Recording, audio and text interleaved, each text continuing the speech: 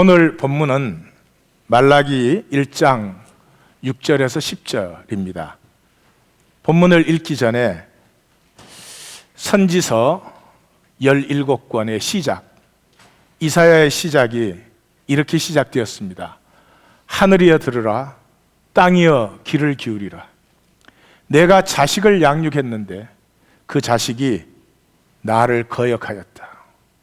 소는 그 임자를 알고 나귀는 그 주인의 구유를 알건만은 이스라엘은 알지 못하고 나의 백성은 깨닫지 못한다.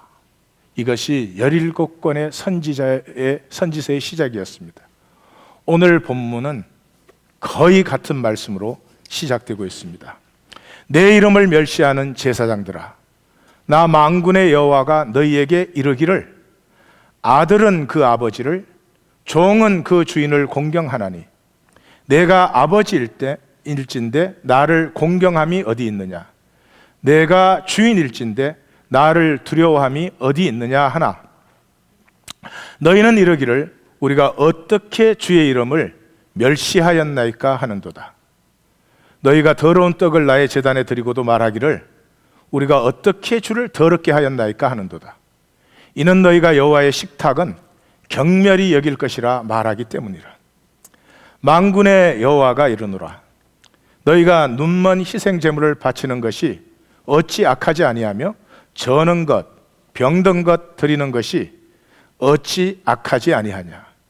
이제 그것을 너희 총독에게 드려보라. 그가 너희를 기뻐하며 너를 받아주겠느냐? 만군의 여호와가 이르노라, 너희는 나 하나님께 은혜를 구하면서 우리를 불쌍히 여기소서 하여 보라. 너희가 이같이 행하였으니 내가 너희 중 하나인들 받겠느냐?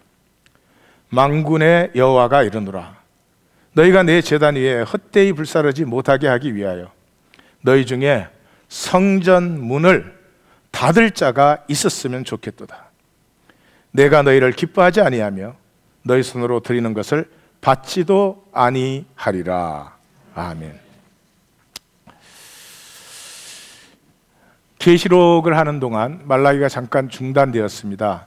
말라기로 돌아와서 오늘은 말라기 1장과 2장을 특별히 좀 먼저 요약을 하겠습니다. 그동안 또 많이 잊어버리셨을 테니까. 오늘 시작하는 얘기로는 고드프라드 부의용의 십자군 얘기를 나누겠습니다. 이 부의용의 십자군은 제2차 십자군입니다. 4,500명의 기사들과 수십만 명의 자신을 순례자로 지칭하는, 하나님의 성을 향해서 나아가는 순례자로 자칭하는 그 사람들이 제2차 십자군으로 예루살렘을 향해서 떠나갔습니다. 여기에 기사들은 대개가 봉토가 없는 귀족의 자제들이었습니다. 다시 말해서 그때 봉토는 전부 장남에게 물려지기 때문에 차남 밑으로는 땅이 없습니다. 그래서 자기 땅을 갖겠다는 욕심으로 대부분 출발을 했습니다. 그래서 가는 길에 성을 하나 정복할 때마다 그 성을 서로 차지하려고 자기네들끼리 싸우는 거죠. 뿐만 아니라 많지만 대표적으로 보헤몽 드 다랑트라고 하는 그런 공작이 있었는데, 그 공작은 터키 남부에 있는 안디옥을 탐내가지고 그 안디옥을 차지하기 위해서 이슬람 군대와 내통하는, 적과 내통해서 자기 군대들 중에 그 길을 탐내는 군대를 무찌르는 이런 일들이 비일비재한, 그러다가 허지부지 끝나버린 십자군이 이 제2차 십자군입니다. 이런 얘기를 들을 때마다 참 우리 기독교의 그 종교화된 기독교의 한심한 모습도 보지만은, 사실은 이 얘기를 나누는 것은 기독교뿐만이 아니고 이것이 인류의 이야기입니다. 이 삶의 집단적인 왜곡이죠. 생각을 해보십시오. 그 기사들이야 자기 땅이 없으니까 욕심을 부린다고 하지만, 하나님을 위해서 순례하겠다고, 하나님의 성을 지키겠다고 나온 그 수십만의 사람들은 도대체 왜 그런 전쟁에서 싸우는 것입니까? 아무리 기사가 땅 차지하고 싶어서 싸운다고 그래도 그 군대 자체가 백성들이 우리가 하나님을 위해서 이 창 들고 칼 들고 나왔는데 아니 왜 우리 편끼리 싸웁니까? 왜 우리가 적하고 이렇게 이 협력을 해가지고 우리 편을 무찔릅니까? 우리는 그 못 싸웁니다. 그러면 끝나는 거죠. 근데 인류 역사에 이 십자가뿐만이 아니라 이 인류 역사에 그랬던 적은 한 번도 없다는 거죠. 그리고 또 우리 역시 똑같이 그러고 있다는 것입니다. 5.18 광주 사태를 생각해 보십시오.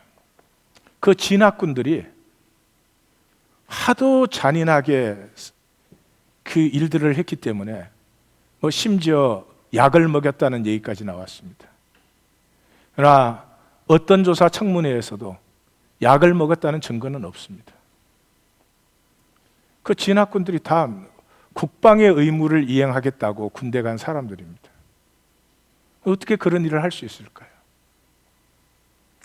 그 집단 속에 들어가면 그 집단 속에서 배척받지 않고 그냥 거기에서 자기 자리를 차지하기 위해서 잘못된 일이냐 거짓이냐 그것은 전혀 관심이 아닙니다. 항상 우리의 관심은 어떻게 하면 내가 더 안전하고 더 이익을 챙기느냐. 이 간단한 사고가 인류 역사를 만들어 왔습니다. 한국 전쟁을 보십시오. 아니 우두머리들이야 이념으로 나눠서 싸운다고 그러지만은 그게 참전한 병사들이야. 아니 이념이 아무리 다르다고 어떻게 동족을 죽여? 우리는 이런 전쟁 못합니다. 그러면 끝나요. 아니 왜 다 몽땅 김일성의 말을 듣고 몰땅 또 이승만의 말을 듣고 그런 걸까요? 우리가 살고 있는 삶을 아프지만 정직하게 만날 필요가 있습니다. 지금 자본주의적 민주주의 세계에 살고 있는 우리 똑같이 살고 있습니다. 죄송하지만 인류의 절반 이상이 참으로 비참한 상태에 있습니다. 우리는 그분들보다 좀 더 가졌지만 비참하기는 더합니다. 상대적이기 때문에. 이렇게 살 수 없죠. 이렇게 살지 맙시다. 이 조그만한 지구촌에서. 우리가 거부하면 이 시스템은 단숨에 무너지는 것입니다. 잘못된 시스템이냐 거짓이냐 그게 별로 우리는 상관없습니다. 그 시스템 안에 내 자리 지키기, 내 이익 챙기기, 그것에 모든 관심이 있는 것입니다. 그래서 여전히 마귀는 이 땅에서 영향력을 발휘하고 있습니다. 예수님의 진단은 간단하지 않습니까? 정치, 경제, 사회학자들은 복잡하게 말하지만 예수님은 딱 찍었잖아요. 딱 한 가지라는 거죠. 인간이 속았다는 거죠. 뭐에? 거짓에 속았다는 거죠. 누구의 거짓에? 마귀의 거짓에 속았다는 거죠. 그래서 거짓에 속아서 가짜 본성으로 사는 거예요. 인간의 아름다움은 말로 할 수 없습니다. 한 인간 속에서 아름다움이 피어나면 그 역사 전체를, 그 세계 전체를 감동시키고도 남습니다. 학력이 높아야 되는 게 아닙니다. 능력이 출중해야 되는 것이 아닙니다. 인간의 생명이 순수해질 때 그게 감동이 피어나는 것입니다. 그런데 이 세상에 속아서, 이 세상 뭐라고 속였다고요? 우리의 본성이 욕망과 불안이래요. 인간은 그저 욕심을 부리는 존재래요. 인간은 불안해서 끊임없이 자기 자리를 확보하려고 하는 존재래요. 아닙니다. 인간의 본성은 욕망과 불안이 아닙니다. 그렇게 얕지 않습니다. 인간의 본성은 사랑과 자유와 창조성입니다.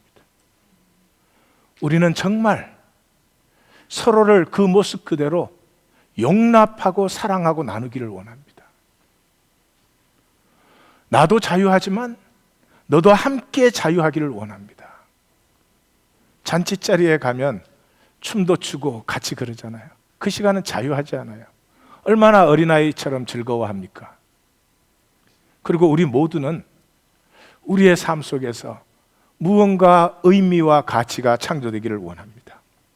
하나님의 생명이기 때문에, 하나님의 본성을 받았기 때문에 그런 것입니다. 그 아름다운 인간이 이 거짓에 속아가지고 자기는 욕망과 불안밖에 없는 줄 알아요. 그래서 남은 어떻게 되어도 내 이익만 챙기면 된다는 생각이 이런 어처구니 없는 역사를 만들어가고 있고 지금도 만들어가고 있는 것이죠. 주님은 지금도 딱 한 가지를 말씀하시죠. 내가 창조한 너희는 결코 그렇지 않아. 내가 창조한 너희는 아름다워. 그 아름다운 생명은 지금도 너희 안에 있어. 생명이 피어나면, 생명은 통하면 피어나는 것이고, 피어나기 시작하면 그 영광을 맡을 것이 없는 것이라는 거죠. 속지 말고. 아픈 길일지 몰라요. 그래도 너 안에 있는 생명으로 나와 함께 걷자. 모두 함께 걷자. 두세 사람이 내 이름으로 모이는 곳에는 나도 그들 중에 있느니라. 자, 주님이 함께하면 이기심이 있을까요? 주님이 함께하면 겉으로는 웃으면서 뒤로 남형 볼 수 있을까요? 주님이 함께하면 메마름이 있을 수 있을까요? 주님이 함께하면 남들은 죽든 말든 하나도 안 느껴지고 내 아픈 건 뭐 몇 배, 내 없는 건 몇 배 확장을 시켜가지고 그냥 그건 죽어도 있어야 되겠고 그건 죽어도 나는 아파서는 안 되겠고 주님이 함께 하시는 자리가 그럴까요? 그럴 수가 없을 것입니다. 주님이 함께하는 자리, 꿈을 꿀 것입니다. 서로의 생명이 교통하면서 서로가 서로의 자신으로 누구보다 잘나는 것이 아니고요. 하나님이 창조하신 내 안에 나가 피어나도록 풍성하고 자유하고 아름다울 것입니다. 그것이 하나님의 우리를 향한 부르심과 말씀이죠. 요한계시록과 말라기는 얼마나 대조적인 결론을 우리에게 보여주고 있습니까? 말라기는 너희와 나는 영원한 단절이라는 거죠. 이제는 돌이킬 수 없는 단절의 갭을 넘어버린 것이죠. 요한계시록은 새하늘 새 땅, 이 속이는 거짓 현상이 끝나고 그 현상 세계를 통해서 하나님께서 피우신 그 본질 세계, 영원한 세계에 나와 너는 신랑과 신부로 함께 할 것이라는 얼마나 대조적인 결론입니까? 이 시대 우리를 불러서 새하늘과 새 땅의 약속을 주시고 그 본질 세계, 그 깨끗한 삶을 향해서 우리를 불러주신 우리 주님의 이름을 찬양합니다. 우리 주님의 이름이 우리 가운데 찬양 받기를 원합니다. 자, 말라기를 간단히 돌아보겠습니다. 먼저 역사적 배경이 중요하죠. 586년 BC에 예루살렘은 멸망하고 성전은 파괴되었습니다. 그랬다가 고레스가 바벨론을 멸망시키면서 귀환 칙령을 내려주어서 538년에 제1차 귀환이 수렙바벨을 지도자로 해서 돌아옵니다. 돌아온 해, 그 다음 해에 성전을 착공했습니다. 그러나 성전은 20년 동안 지연이 되었습니다. 이 기간에 학계 선지자와 스가랴 선지자의 동료로 516년에 성전이 준공됩니다. 보시다시피 만 70년입니다. 성전의 파괴와 성전의 준공을. 그럼 예레미야 선지자를 통해서 70년의 포로 생활을 선포하신 주님에게는, 하나님에게는 성전이 핵심이다. 성전이 핵심이다 하는 걸 우리는 알 수가 있죠. 물론 여기에 성전은 돌로 된 성전, 건물을 가리키는 것이 아니라 백성을 가리키는 것이죠. 스데반이 이 말을 했다가 돌에 맞아 죽었습니다. 제가 지금 한 말, 그 말을 하고 순교하셨습니다. 자, 이 고레스의 귀환 칙령은 아닥사스다 왕 때 이제 굉장히 중요해집니다. 아닥사스다 1세가 등극하면서 이 고레스가 선포한 각 지역별로 코디파이 시키는, 바벨론에서 보았죠. 하나의 법률로 통일을 했을 때 얼마나 쉽게 무너지는가. 각 민족은 민족 나름대로의 종교와 이 법률을 가지고 스스로를 관리할 수 있도록 해주고 세금만 정확하게 내면 되는 그런 코디피케이션 정책을 강력하게 실시한 왕이 아닥사스다 1세입니다. 그래서 이때 에스라를 선두로 한 2차 귀환과 느헤미야를 선두로 한 3차 귀환이 일어나죠. 그리고 약 12년간의 에스라 느헤미야의 개혁이 드라이브가 됩니다. 그럼에도 불구하고 에스라 느헤미야의 개혁은 지도자들의 에스라와 느헤미야의 눈물겨운 기도와 리더에도 사실은 자리를 잡지 못했습니다. 그래서 느헤미야가 12년 하고 잠시 페르시아에 돌아갔다가 오죠. 잠시 돌아갔다 오는 사이에 완전히 다 무너져 버린 것을 우리는 느헤미야서 마지막에서 봅니다. 그때로부터 얼마의 시간이 흘렀는지 정확하게 알 수는 없지만 말라기가 선포를 한 것입니다. 말라기는 선지자가 아닙니다. 사역하지 않았습니다. 단 한 번 너희와 나는 끝이다 라는 말을 선포한 것이죠. 그래서 말라기의 주제는 하나님의 단절의 선고입니다. 그 1장에서 잘 보겠지만 가운데 성전문을 닫으라. 그리고 앞뒤로 내 이름은 이제 이스라엘 밖에서 이방 민족 중에서 내 이름은 크게 될 것이다. 너희가 내 계시를 버렸다는 것이죠. 그래서 이 말라기서는 전체가 논고 형식으로 되어 있습니다. 그래서 but you said, 너희는 말하기를 하는 표현이 12번이 나옵니다. 이 유대인들이 하는 얘기에 대해서 하나님이 하나하나 논고를 하시는 거죠. 그래서 55절, 총 55절 중에 47절이 하나님 말씀입니다. 죄송한 표현이지만 쉽게 표현하면 shut up and listen, 그런 것입니다. 두 번째, 시가 아니고 간단한 직설물들이에요. 시라는 것은 뭐예요? 마음을, 가슴을 나눌 때 시죠. 특별히 선지서는 대부분이 시로 되어 있습니다. 그런데 시가 완전히 사라지고 직설문들이죠. 다시 말해서 남편과 아내가 이제 이혼을 합니다. 결별을 합니다. 그때 무슨 감정 나누고 마음 나누는 얘기합니까? 딱 팩트만 나눕니다. 나는 10불, 당신은 2불. 애는 말 잘 듣는 애는 내, 말 안 듣는 애는 당신의. 뭐 이렇게 되는 거죠. 웃자고 한 얘기인데 썰렁하군요. 그래서 이 말라기에는 만군의 여호와라는 말이 24번 나옵니다.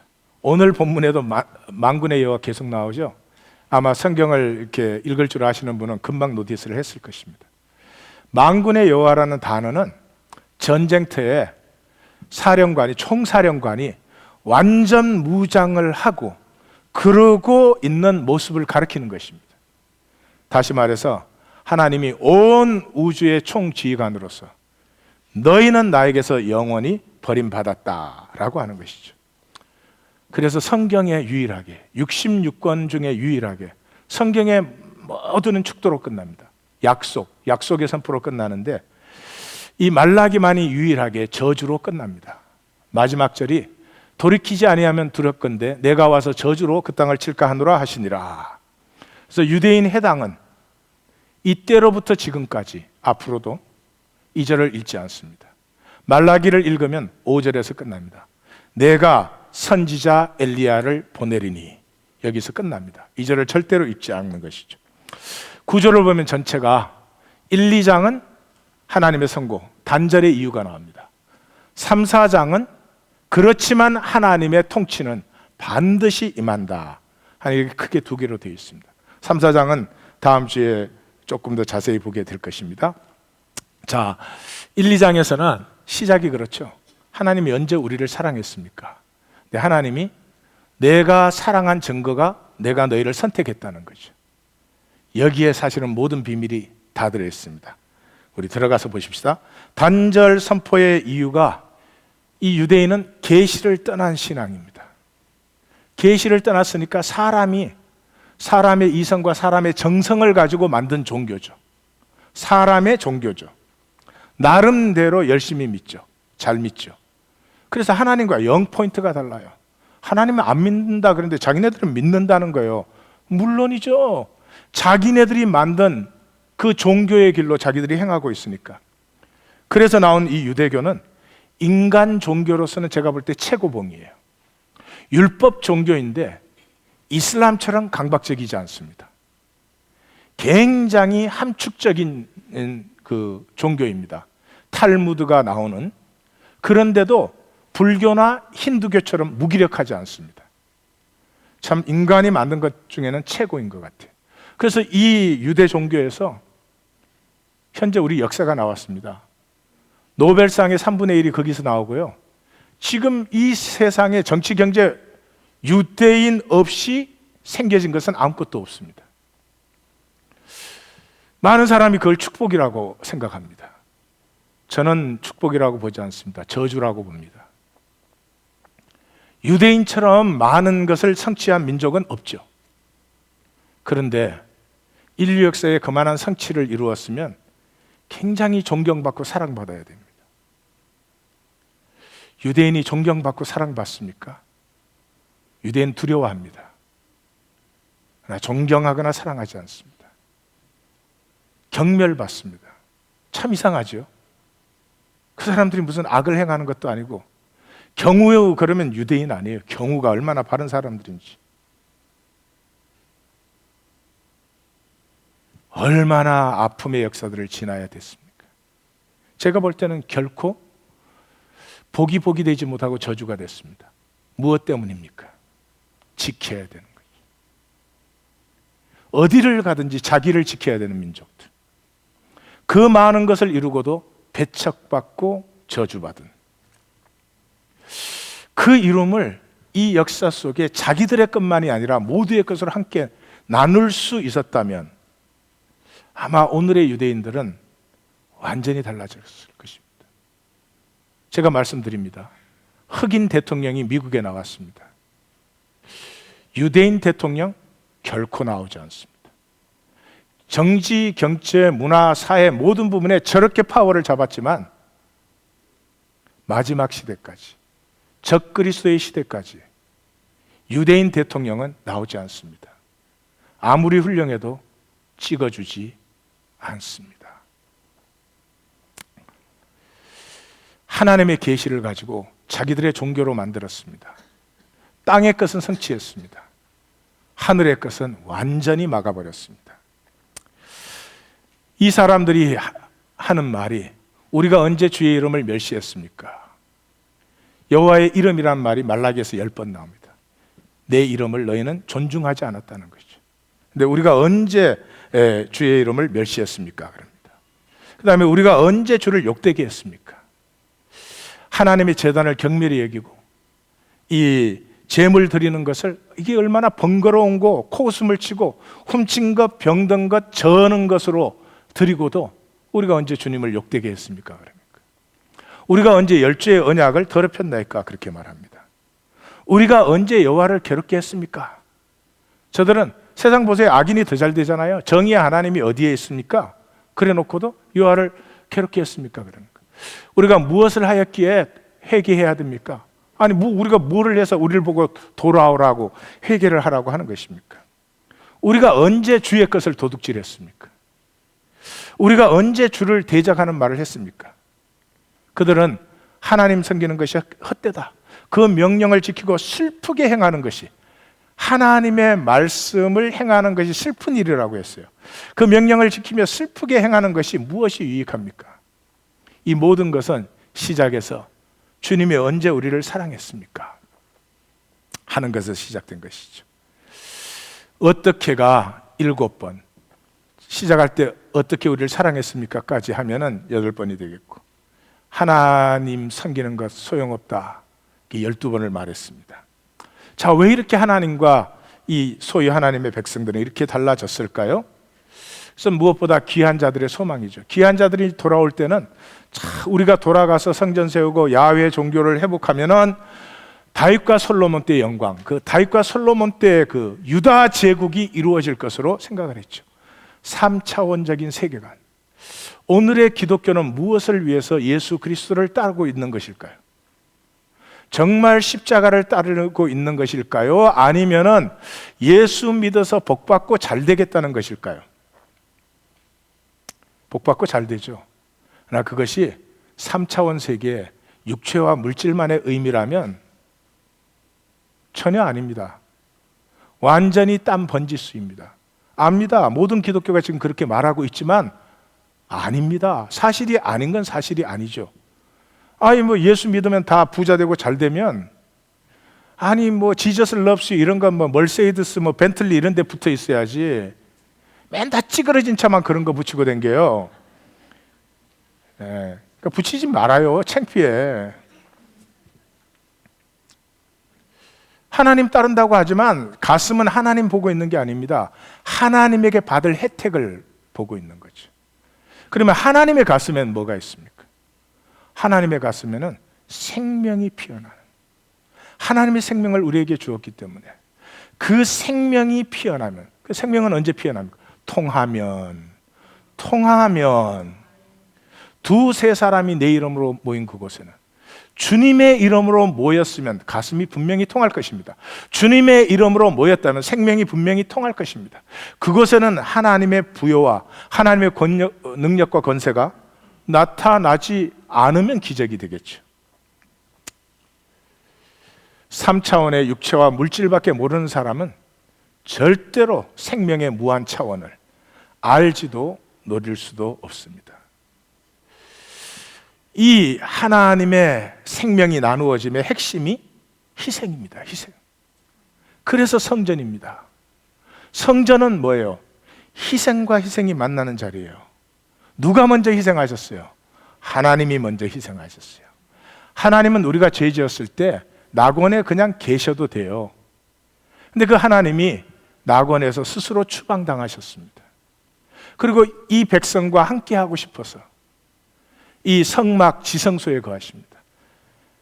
창문도 문도 없는 4겹의 가죽으로 덮은, 거기에 제물의 피를 뿌려대서 사람이 들어가서 조금만 지체되면 죽는, 하나님이 죽음 속에 거하는 것입니다. 우리의 죽음을 품으시려고. 다시 말씀드립니다. 지금 하나님은 죽음 속에 계시는 것입니다. 우리의 죽음을 품으시려고. 그래서 십자가는 신약시대에 나타난 것이 아닙니다. 이미 지성소가 십자가입니다. 거기에 우리로 희생 제물을 가지고 나오게 합니다. 하나님의 희생과 우리의 희생이 만난 자리에서 생명이, 우리의 본성이 피어나는 거죠. 종교 아닙니다. 이게 생명의 유일한 길입니다. 우리 몸을 보십시오. 우리의 몸의 모든 정보가 통하지 않으면 손가락 하나 움직이는 것이 힘듭니다. 제가 이게 손가락 까딱까딱 하는 게 이게 얼마나 기적적인 일인 줄 아십니까? 70조의 세포, 그보다 더 많은 뉴런과 이 신경세포가 정확하게 작동해서 지금 이렇게 까딱까딱 하는 거지. 이 비싼 겁니다. 다들 이렇게 오른손 들고 한번 까딱까딱 해보세요. 그것도 안 돼요. 이 정보가 어떻게 전달되는지를 아십니까? 호르몬이 신경을 통해서 전 유기체에 전달하는 것인데요, 딱 필요한 곳에만 전달합니다. 근데 어느 지체도, 아무리 중요한 정보도 왜 나한테는 전달 안 했어? 이런 지체는 없습니다. 이 신비한 유기체가 돌아가는데 필요한 것은 2가지밖에 없습니다. 산소와 당분입니다. 그것이 전 재산입니다. 그것을 나누어 갔습니다. 그런데 날씨가 추워지면은 손끝과 발끝에서 이 산소와 당분을 빼서 심장과 주요 기관으로 다 집중을 시켜줍니다.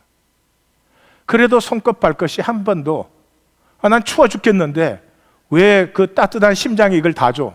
그런 법이 없습니다. 그게 이 생명의 육체적인 신비만 해도 그렇습니다.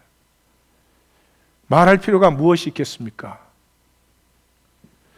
남편과 아내로 만나서 어디에서 생명의 부여가 누려지기 시작합니까? 남편과 아내가 서로 희생할 때, 네가 먼저 희생해가 아니고, What a bad news. 죄송하지만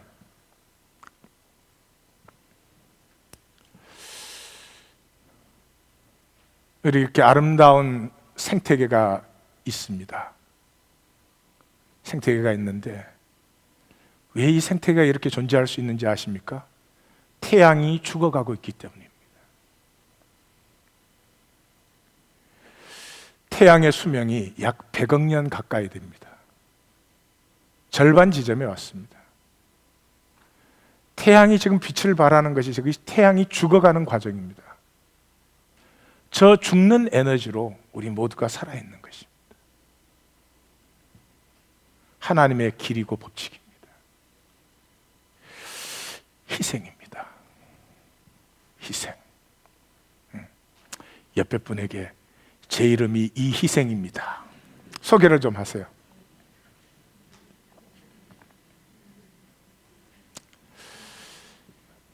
사랑하는 성도님들, 희생이 없는 삶은 메마를 뿐만 아니라 굉장히 비참하고 천박하게 살아갑니다. 희생이 있는 곳에는 하나님의 모든 섭리가, 하나님의 모든 경륜이 피어나고 열매 맺게 되어 있습니다. 불러주심이 은혜입니다. 불러주심이 은혜입니다. 우리는 이스라엘이 부름을 받았지만 실패한 예를 지금 보고 있는 것입니다. 예를 다 보고도 또 실패하는 사람은 어떤 사람일까요? 1. 자기 바보. 2. 자기 멍청이. 3. 악한 자. 악한 것입니다. 악한 것이에요. 예화가 좀 이상하지만 처녀가 에이, 애 하나 낳는데 뭐 치사하게 남자의 도움까지 받아. 아니야. 엑서사이즈 많이 하고 비타민 많이 먹고 난 혼자 나을 거야. 그건 어리석은 게 아닌 것입니다. 악한 것입니다. 내가 계시를 거스릴 수 있다고 생각하는 것입니다. 모든 악의 뿌리가 그것인 것이죠. 그래서 잠언은 이렇게 말합니다. 사람의 행위가 자기 보기에는 모두 정직하여도 여호와는 마음을 감찰하시느니라. 내 생각으로 나를 본 생각에 쏙지 마십시다. 내 생각으로 나를 본 생각에 쏙지 마십시다. 자, 이 하나님과의 이 어긋남. 하나님은 너희가 생명이다. 생명은 희생함으로 통하고 생명은 희생함으로 풍성해진다. 그 길을 버리고 우리가 모든 민족 위에 우리가 모든 권세와 능력을 잡아야 돼 라고 하는 이 어긋남 때문에 어떻게 되었습니까? 제사장들은 불경했습니다. 제 생각에도 이 세상에서 제일 죄악되기 쉬운 것이 성직자라고 생각합니다. 성직이 자기의 비즈니스가 되면 뉴저지에 그런 교회 있다며요. 영업에 도움이 되자 뭐 이런. 혹시 아세요? 나는 뭐 상상이 안 돼. 성직이 자기의 성취, 자기의 출세와 성공이 되고 나면 그럼 어떻게 해야 되겠어요? 사람들의 불안을 이용해야 되겠죠. 사람들의 불안을 이용해야죠. 때로는 구원도 아닌 구원을 받았다고도 해줘야 될 것이고, 때로는 온갖 것으로 공갈과 협박도 은근히 해야 될 것이고, 생명이 피어나는 길로 인도하는 것이 아니라 어떻게 되면 잘 운영되고, 제가 이번 주에도 그런 질문을 받았어요. 오래간만에 만나는 분이, 목사님, 교회 많이 커졌죠? 건물 지어놨으니까 채웠냐 이거죠. 이 시대의 기독교의 천박함, 전혀 의식이 없어요. 가게 차린 분에게 가게 이제 잘 꾸며놨으니까 매상 좀 올랐습니까? 아니, 그 기독교의 잘못이죠. 기독교 그렇게 해왔으니까. 목사에게 그 질문을 하면서도 이게 나에게 얼마나 모욕적인 질문인가 하는 것을 전혀 의식하지 못해요. 성도님들이 하시면 제가 예, 잘 있습니다. 그러고 말죠. 근데 한 번은 언론사에 있는 분이 그런 질문을 하더라고요. 언론사 그러면 의식이 있어야 되잖아요. 물론 여기에 언론사에 무슨 의식이 있겠습니까만은, 내가 딱 돌아보고 사람들이 다 있는 데서 그랬어요. 당신은 교회에 대해서 생각하는 게 숫자하고 헌금밖에 생각 안 나십니까? 그랬더니 어찌고 그러면서 그냥 슬쩍 비켜가 버리더라고요. 천박해요. 너무 천박해요. 교회에 모여서 우리의 의식도 마찬가지입니다. 하나님의 이름으로 모였으면 어떻게 하면 우리 좀 더 함께 아름다워질까? 우리 어떻게 하면 서로를 좀 북돋워서 피어나지 못한 우리 서로의 삶이 피어날까? 이런 의식 자체가 기적적으로 느껴지는, 내 이름을 멸시하는 제사장들아. 참 무서운 얘기입니다. 너희가 뭐라고요? 레위의 언약을 깨뜨렸어요. 근데 그 레위의 언약은 5절에 생명과 평강의 언약이래. 생명과 평강의 언약이 뭐예요? 생명이 피어나도록 부르심 받은 게 제사장들이죠. 생명은 어디서 피어납니까? 평강, 샬롬에서는 피어나요. 생명은 평안하면 피어나는 것입니다. 예, 평안하면 콧노래도 나오는 거고요. 예, 껍질을 벗으면 피어납니다. 그래서 샤워 때 콧노래가 안 나오면 병원 가셔야 되는 거예요. 사람이 껍질을 벗었는데도 짜증난다. 그건 돈 많이 드는 병이에요. 예. 생명과 샬롬의 언약으로 너희를 불렀는데 뭐요? 그거를 율법, 제사 이런 걸로 바꿔가지고. 백성들의 죄는 뭐였습니까? 가짜였습니다. 가짜. 우리 각 사람이 자기 형제에게 거짓을 행하여 조상들의 언약을 욕되게 하고, 유다는 거짓을 행하였고, 너와 서야가 아니어도 내가 그에게 거짓을 행하였고. 부부 간에 거짓된 사람은 어느 관계, 어느 삶에도 진실은 있을 수 없습니다. 전체가 가짜입니다. 다시 말씀드립니다. 죄송합니다 이렇게 말씀드려서. 그러나 사실입니다. 부부 관계에서 진실될 수 없으면 세상 어느 것에 그 사람이 자기 자신의 진실로 살 수 있습니까? 거짓의 핵심에 하나님께서 왜 부부 문제를 가지고 들어오십니까? 그래서 그렇습니다. 그래서 결론을 어떻게 내립니까? 내 심령을 삼가 지켜 거짓을 행하지 말지니라. 너희 심령을 삼가 지켜 거짓을 행하지 말지니라. 이 무슨 말입니까? 제사장이 불경스러운데 백성들이 모르느냐? 압니다. 십자군이 자기 이익 채우려고 전쟁을 하는데 병사들이 모르느냐? 압니다. 근데 거기에 말해봤자 자기한테는 손해밖에 안 돌아옵니다. 거기에 말해봤자 자기만 왕따 당합니다. 그 시스템에서 자기는 적당히 안주해서 이익 챙기면 되는 것입니다. 남들의 끝까지 감나라 판나라 할 필요가 없는 것이죠. 그때나 지금이나 우리 모두는 거짓을 더 좋아합니다. 어쩔 수가 없습니다. 거짓을 더 좋아합니다. 제가 분명하게 증명을 해 보이겠습니다. 이학권 성도는 진실을 좋아할까요? 아부를 좋아할까요? 그런다고 또 아부 이럴 건 없지. 자, 옆에 사람이 있는데 나의 모든 진실을 그대로 말해주는 사람과 나에게 항상 잘해주고 격려해주고 좋은 말만 해주는 사람과 누구와 친구가 될까요? 우리 하나님교회 성도들은 물론 첫 번째 사람하고죠. 예. 두 번째 그 사람이 나타나면 사탄아 물러가라 이러시죠? 예. 자, 정리를 하겠습니다.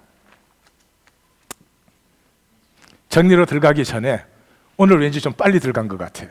이대로 끝날 수는 없어. 이 몸살 가운데 내가 이렇게 열심히 하고 있는데. 저를 봐주십시오. 이것이 우리가 사는 세계이고 그 세계 속에 우리의 모습입니다. 이게 우리 아니라는 말씀을 지금 드렸습니다. 그래서 하나님께서 가짜 본성이 아니라 진짜 본성, 생명으로 사는 삶으로 우리를 부르셨다. 우리를 부르셨다. 막 눌려갖고 아멘이 거의 뭐 아멘이라도 좀 가슴 터지게 하면 안 될까요? 우리를 생명으로 부르셨다. 그렇습니다. 그게 굿뉴스죠. 세상은 몇천 년이 흘러든 어천 년이 흘러든 이 가짜로 살아가는, 자기를 알지 못하고 그저 욕심을 부리고 그저 불안해하는 사람들이 나 사랑 안 해주면 어떡하지? 안 받아주면 어떡하지? 나 인정 안 해주면 어떡하지? 침교실을 지나가는데 그 지나감 한 번이 자유치 못한, 그저 밝은 얼굴에 이렇게 긍정적인 반응을 받아야만 안심이 되는, 간증을 하면 안 되는데 침교실을 지날 때마다 이 불안한 마음, 그 테이블이 재밌게 얘기하고 있으면 뒤통수가 가려운 마음, 그것이 우리의 세계고 우리의 삶인데 그 삶에 더 이상 머무를 수 없는 거죠. 더 이상 머무를 수가 없는 거죠. 왜? 계시가 임했으니까. 계시가 우리의 생명을 불러일으키는 것이지 우리의 의지와 노력으로 우리가 생명을 살아라 그런 얘기가 하나님은 전혀 안 하세요. 자, 정리로 들어갑니다. 핵심적인 부분이야. 하나님이 부르셨습니다. 어디로 부르셨어요? 고난으로 부르셨어요. 편하게 방석 깔고 잘 살라고 부르시지 않았습니다. 여기에서 유대인과 하나님의 결별이 일어난 것입니다. 제일 첫 번째 부르심이 뭐였습니까? 본토 친척 아비의 집을 떠나라는 거죠. 그 당시에 국제법이 있었습니까? 그 당시에 패스포드가 있습니까? 비자가 있습니까? 본토 친척 아비 집을 떠나면 죽는 것입니다. 누구든지 와서 약탈하면 끝나는 것입니다. 절대 떠나서는 안 됩니다. 떠나는 게 죽음입니다. 근데 본토 친척 아비의 집을 떠나라는 거죠. 무엇 때문에? 나를 신뢰한다면. 거기에 끼리끼리 뭉쳐서 너희 것 지키는 삶 속에서는 생명의 영광을 결코 볼 수 없다는 거죠. 신약에서는 어떻게 됐습니까? 베드로가 십자가는 결코 일어나서는 안 됩니다. 그러니까 뭐라고 했습니까? 사탄아, 내 뒤로 물러가라. 하나님의 일을 생각지 않고 사람의 일을 생각해요. 하나님의 일은 어디예요? 십자가를 향하는 거죠.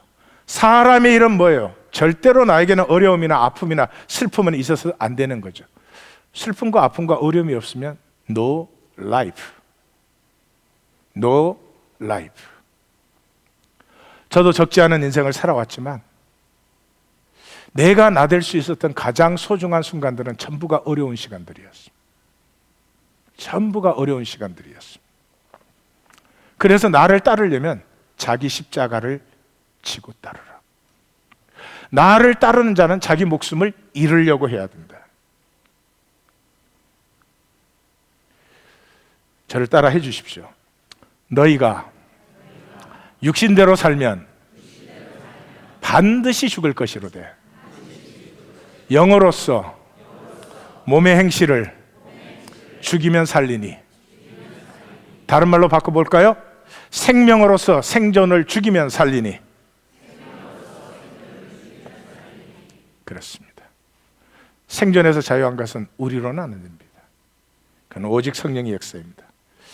왜 하나님은 우리를 고난으로 부르셨을까요? 그것이 영광의 연금술이기 때문에 그렇습니다. 고난 속에서 인간은 자기 자신이 될 수 있습니다.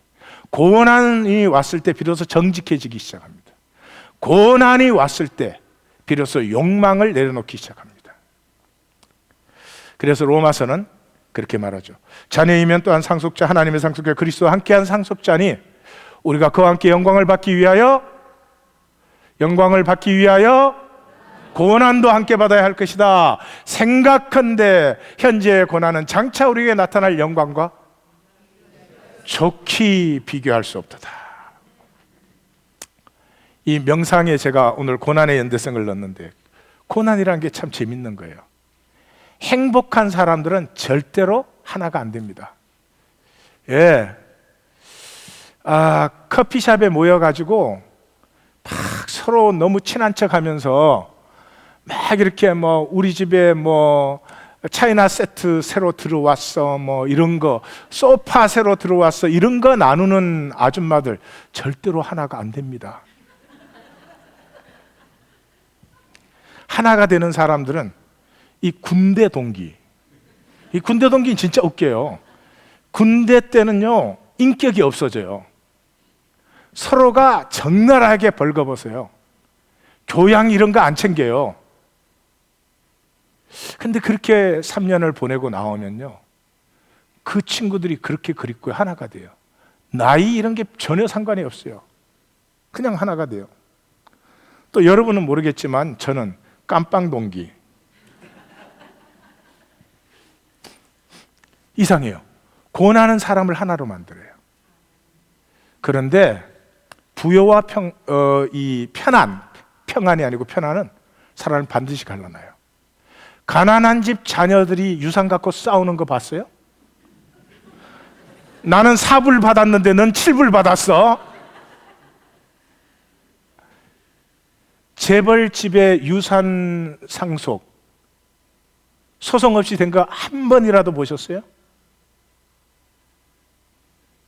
그러니까 누구예요? 오마하의 현인이라고 불리는 오마하의 현인 누구죠? 다들 저보다 더 무식해가지고, 워렌 버핏. 워렌 버핏은 32억 불을 그 빌 게이츠 아프리카 살리는 재단에 주고, 나머지 그렇게 검소하게 삽니다. 옷 새로 사서 입지 않습니다. 그 사람은 새로 안 사 입어도 되지. 아무거나 입어도 다들 이렇게 보니까, 나는 그냥 입으면 졸로 보니까 안 되는 거지.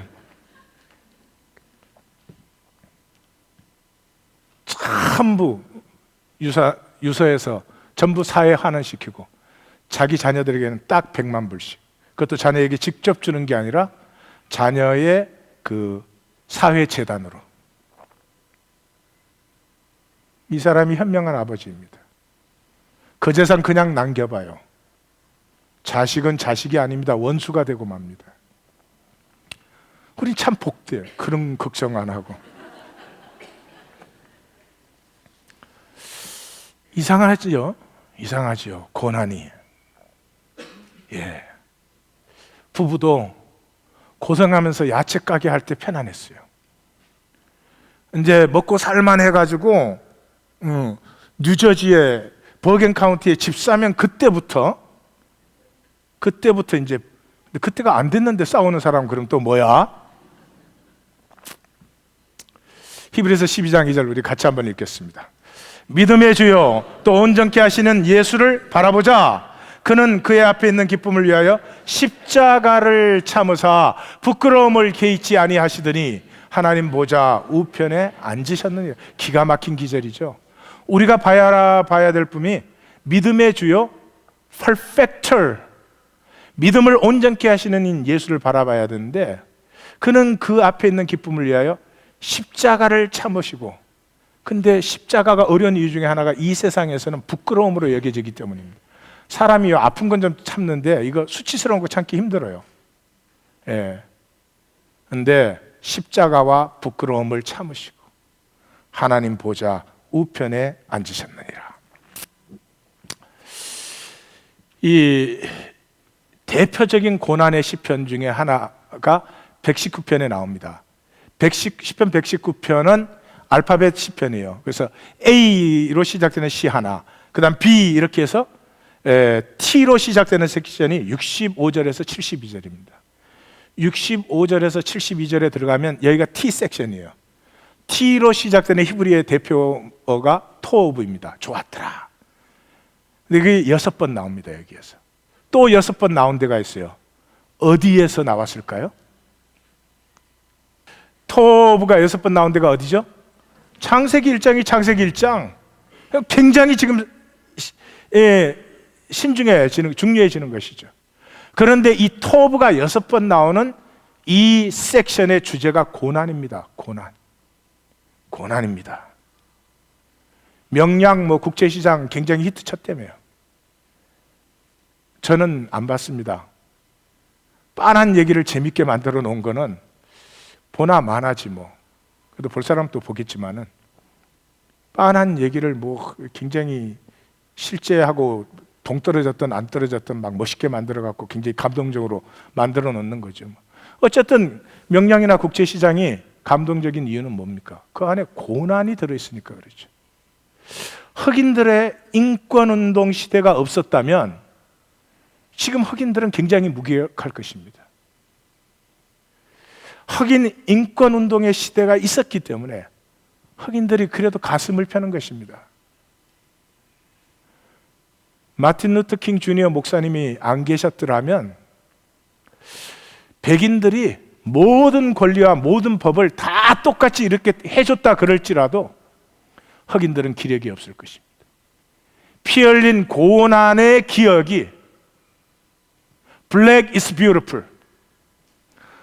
흑인들도 스스로 자부심을 갖게 하는 거죠. 내 삶에 고난이 없었다면 어디든지 부르신 자리에서 내가 남편인데 남편으로서의 고난이 없었다면 남편인 것 별로 떳떳하지 않을 것입니다.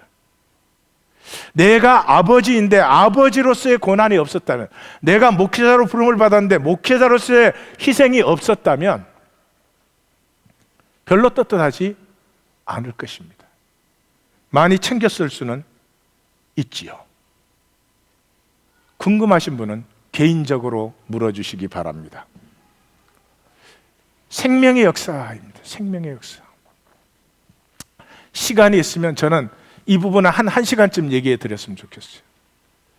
우리 현재 지구의 나이가 45억 6천만 년인데요. 처음에 6억 6천만 년 동안은 그냥 이게 불덩어리였습니다. 그게 2천만 년, 여기에 호모 사피엔스,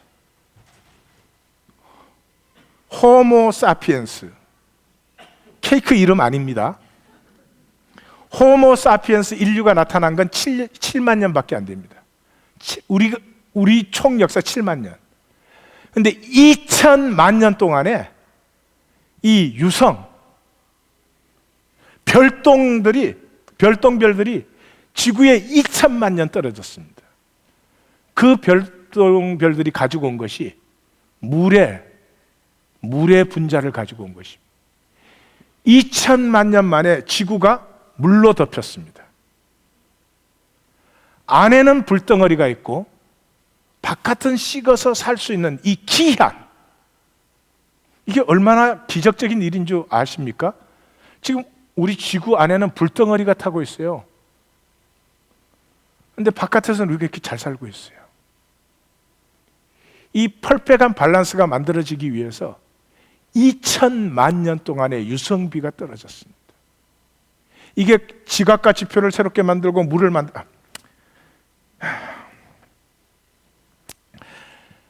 그리고 그때로부터 33억 년 동안 단세포 박테리아로 생명체가 존재했습니다. 표정들이 굉장히 감동적이 아니세요? 뭐 상관은 없어요. 여러분, 단세포라는 건 죽음이 없다는 뜻이에요. 단세포는 어떻게 번식하죠? 그냥 분열해요. 하나가 둘이 돼요. 상상을 해보세요. 이하권이가 또 하나 생겨. 성도님들의 표정이 그거야말로 주님의 날이래. 단세포는 죽음이 없어요. 내가 계속 분열되는 거니까요. 죽음은 언제부터 와요? 복합구조가 되면서부터. 숨쉬는 세포와 이 일하는 세포가 따로 있는 게 훨씬 더 효율적이다. 이렇게 되면서부터 죽음이 들어와요. 한계가 있어져야 되니까.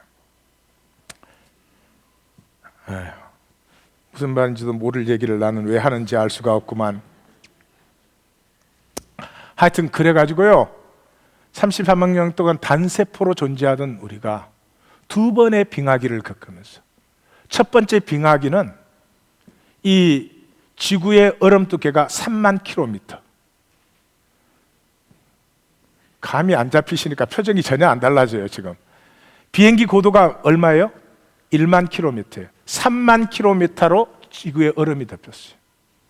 그런 당금질을 해가지고 그 빙하기가, 두 번째 빙하기는 소빙하기가 그래요. 그거보다는 작기 때문에 그런 두 번의 빙하기를 거치고 두 번의 멸종기를 거치고, 피런기 멸종기라는 건요, 지금 시베리아 쪽 저쪽에 50만 년 동안 산이 화산이 되는 게 아니고 땅 전체가 화산이 된 50만 년 동안. 그래서 99%가 멸종되고 기적적인 1%가 살아남아요. 그게 살아남아 가지고 뭐 이제 공룡도 생기고 이랬는데, 갑자기 직경 12km의 혹성이 육가단 반도에 떨어져 부딪히는 바람에 지금 전 세계가 가지고 있는 핵폭탄의 100만 배의 효과. 그래서 다시 멸종이 되고 빙하기가 오고, 이렇게 생명을 당금질 해가지고 우리의 생명이 만들어졌습니다. 하나님이 자기 형상을 만드는 인간의 생명을 만드시는데, 인간 생겨라 뚝딱 그렇게 안 하셨어요. 하나님의 모든 가슴과 하나님의 모든 사랑과 정성을 쏟아부어서 하나님의 생명을 담을 수 있는 우리 인간을 만드셔서, 그렇기 때문에 인간은 모든 것을 넘어설 수 있습니다. 멸종기를 넘어설 수 있습니다. 죽음을 넘어설 수, 죽음은 사실 아무것도, 육체 죽음은 사실 아무것도 아니에요. 이 우주에 있는 어떤 도전도 넘어설 수 있는 생명으로 하나님이 우리를 창조하셨습니다. 창조하셨습니다. 밥이나 먹고 살다가 갈 수 없습니다. 니보다 조금 잘 먹고 잘 살면 나는 행복해. 그렇게 되지도 않지만 그럴 수도 없는 것입니다. 이 희생이 연금술의, 이 고난을 통한 연금술의 핵심입니다. 생명이 피어나는 자연스럽고 그 기쁜 길이죠.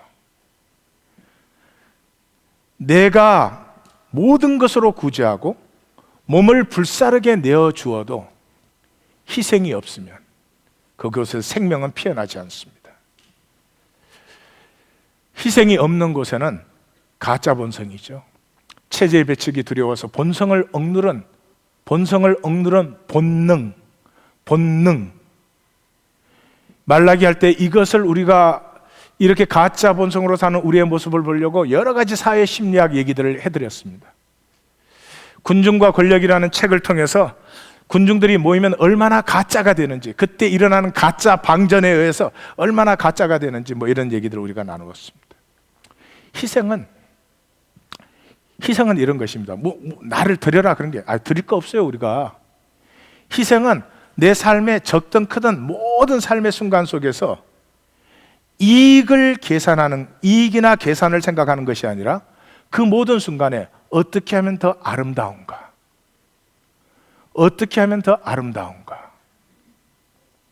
자, 이제 끝나면 가서 점심을 드실 거 아니에요.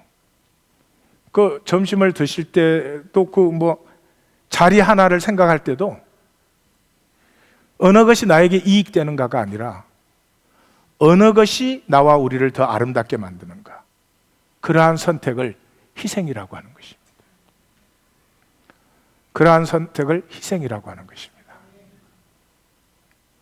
말씀이 점점 어려워집니까?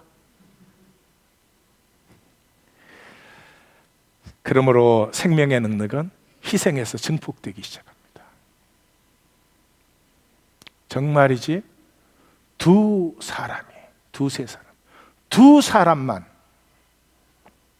하나님 안의 진실로 통하기 시작하면은 역사도 새롭게 만드는 것입니다.